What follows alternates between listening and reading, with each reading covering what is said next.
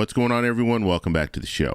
So I have some good news to share with you guys about Social Security, and we're going to take a look at the jobs report. Now, I know you're thinking jobs report, Social Security, why are we talking about both of them in the same sentence? And so in this video, I'm going to show you why this jobs report is good for people on Social Security.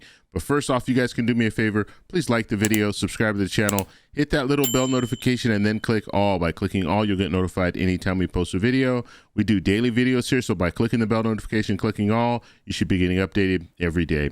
And just a reminder, if you're not getting notifications, let me know in the comments below. And also follow me on Twitter at the TEC Show Live. Okay, so let's go ahead and take a look. Let's look at the headline first. It says, Jobs Report, U.S. Economy adds 339,000 jobs in May, crushing expectations.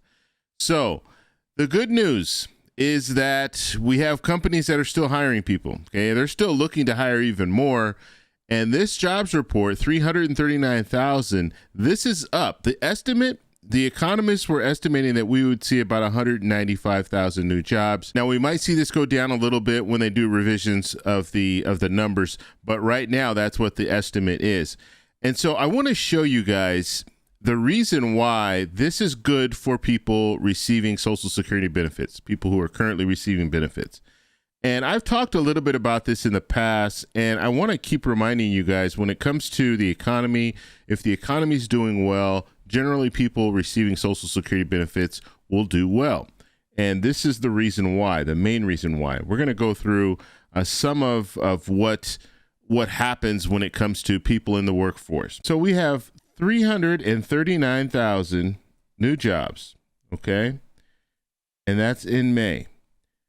And so with that 339,000 new jobs, what that means is the vast majority of those people are going to be paying into the payroll tax. Not 100%, because you do have some people who are receiving pensions. And so in that situation, most of them are not paying into the payroll tax. Okay, so we'll just estimate, we'll say 300,000 of those people. 300,000 of those people are paying into the payroll tax at 6.2%. 6.2% for the worker, 6.2% for the employer. Okay, so looking at those numbers, you have 12.4% going to the Social Security Administration. Now, this is an increase because these are new jobs. So this is even more money, more revenue coming into the Social Security Administration. So that's good. And the reason why that's good, the main reason why that's good, is obviously this money is going to people who are currently receiving benefits, but it's also helping when it comes to the trust fund.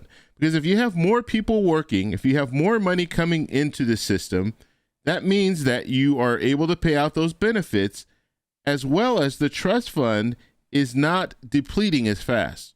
Because right now, the way it works is we're taking money. There's 2.7 trillion in the trust fund.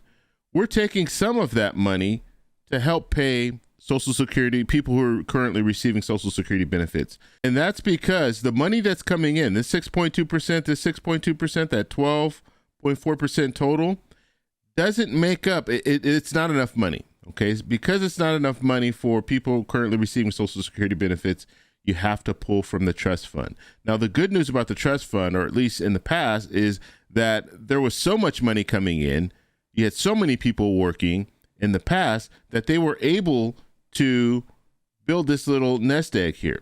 Okay, and that's just because there was leftover money, so they put that in these trust funds. So this is depleting. The trust fund is depleting, and that's why when you hear people talking about Social Security is going bankrupt, the whole program is not going bankrupt, but the trust fund is running out of money.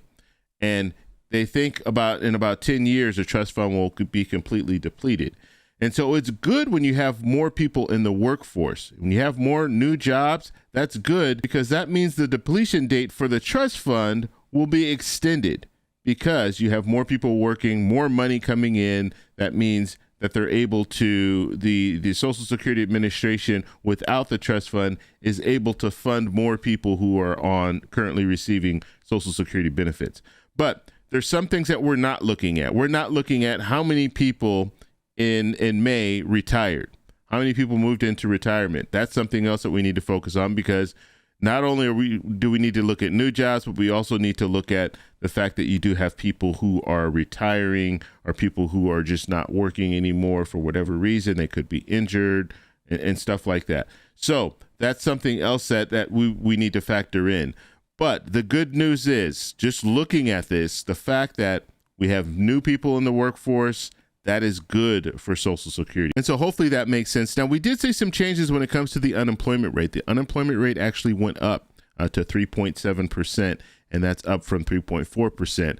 And so we need to keep a close eye on that. And they also had information come out about AI and how AI is affecting the workforce. And so the information showed 3,900 jobs were lost due to AI, due to artificial intelligence.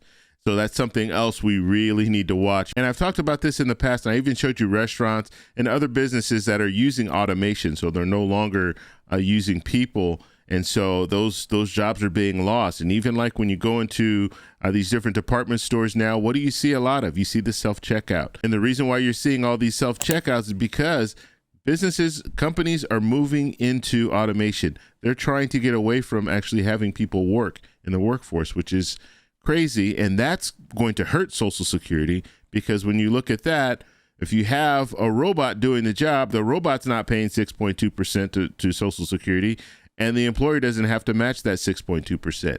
So something else to pay attention to. However, this is good news when it comes to the jobs report and good news for people receiving Social Security. If you have any questions, post them down below. If you like this video, please give me a thumbs up. Please subscribe for more, and I'll talk to you in the next one. Bye.